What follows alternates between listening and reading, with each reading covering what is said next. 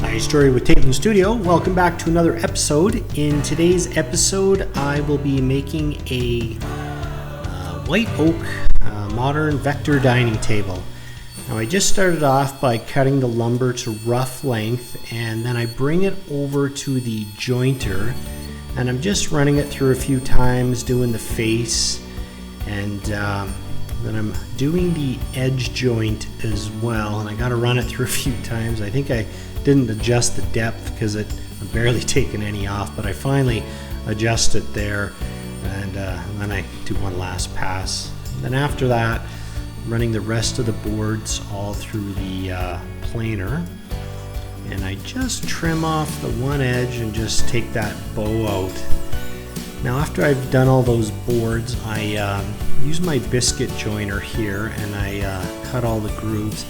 Now this doesn't add any strength to it, it just helps keep those boards straight when you glue them up so they don't bow and warp.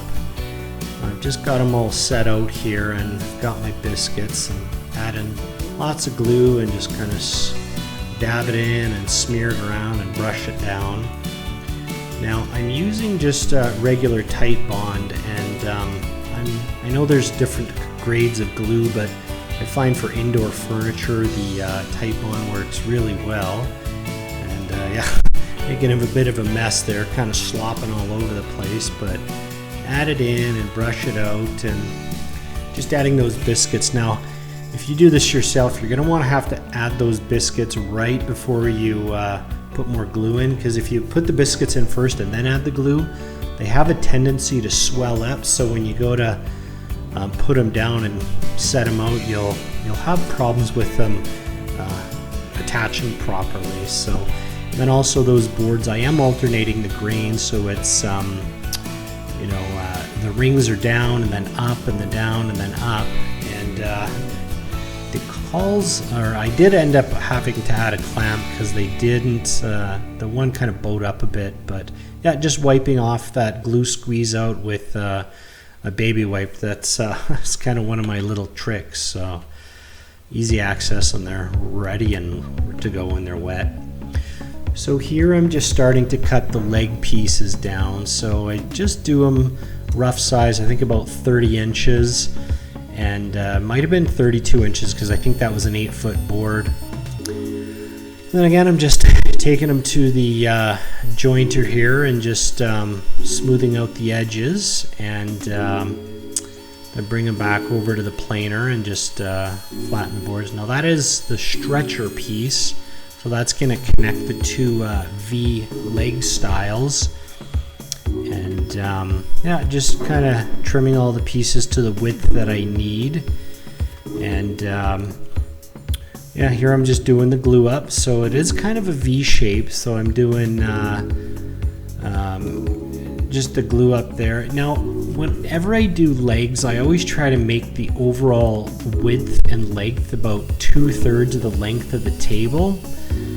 And oh, here we are back to the tabletop. So I'm just cut it with the track saw there, and now I'm doing the sanding process. So just back and forth. I kind of do it like cutting the grass, when you're just back and forth the one way, then I go the other way. And here I'm adding on 1/8 round over, and I find that usually works best for modern furniture.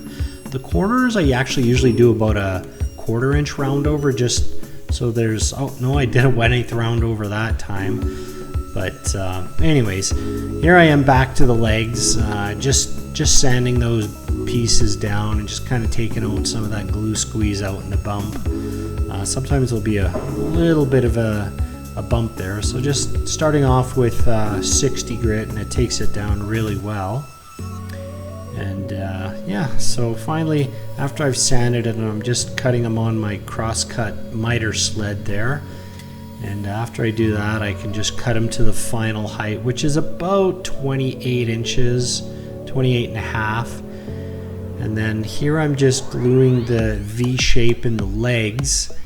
And I just do them a little bit over at the bottom. I'll trim them up later with my router, but just trying to adjust it here so I have the minimal amount of removal and just checking it with the square and tapping it in a bit and just getting it so it lines up nice, and those clamps are keeping a nice even pressure. So yeah, but then after that's gluing up, I head back over to the tabletop and I'm just applying the finish. Now I'm using a Osmo Pollux satin finish, and I really like this finish. It is a little bit more on the expensive side, but it coats really well, and I find that it repels water really good, so I don't have as many rings, or well, the customer doesn't have as many rings if they leave a glass of water or something on the table. It really soaks in the wood good. So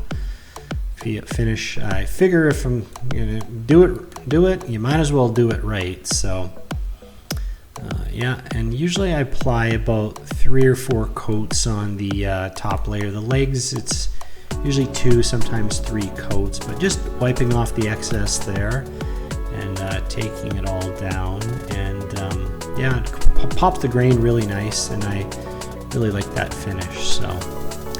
So yeah, here I'm back to the leg. I'm just doing the flush trim bit, just taking that little bit off that I hung out, overhanging, not hung out.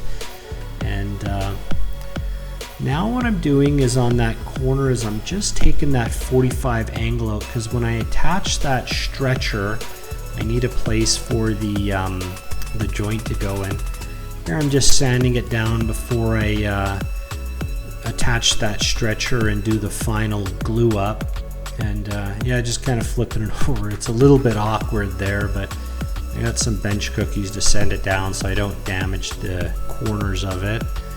But just going through the grits, I think I start off with 60 and then work up to, or actually 80 grit I start with, and then I go up to 120 and then 150 and finally 220. But here I'm just using my domino to attach the stretcher. Now you could do dowels or I guess some sort of dovetail joint or something, but I'm fortunate enough to get the domino, and yeah, just applying the glue to the stretcher. It's just a real short piece, and just gluing it up and making a bit of a mess. You can see all the glue dripping down and wiping it off, and I eventually put that stretcher in and got a parallel clamp, and I'm just kind of tapping it into the right place, and yeah, ended up just making sure that it's nice and even, and I'm just checking the measurement to make sure that it's not crooked, and kind of have to add a clamp onto that one side and just pull it in just a little bit, just so that it's nice and even.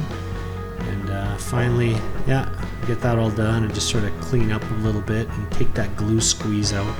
Often I will use a toothbrush, but here I was able to just use a baby wipe. So yeah, it came out good, and once that's all said and done, I did come back and just do a final sanding and did a round over with router, but just applying the finish to the legs. And I tried to do as much grain matching as I could on the legs, and the color's pretty good. The grain wasn't perfect, but I think it still turned out really nice, and that oil really pops the grain. And I use a white Scotch-Brite pad that's non-abrasive, and I just really work it in so it soaks into the grains, the pores in the grain, and really just go over it really well.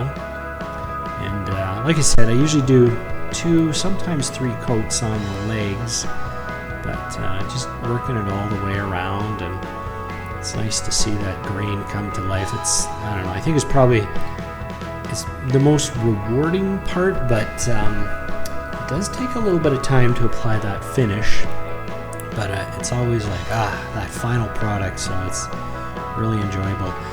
Now the upper part, you obviously saw I did, but I ended up using a biscuit joiner and just cut some slots in the top of those legs, and I used tabletop clips and some screws, and that's how I attach it, just because it allows for the movement just in the various seasons and the change in moisture and humidity. But yeah, just wiping it all off and just cleaning it up. And here's sort of the shot once that tabletop is applied, and you can see the grains looking really sharp there, and yeah, the table turned out really good. But thanks for watching. You guys have a great rest of your day, and we'll see you on the next video. Take care. Bye.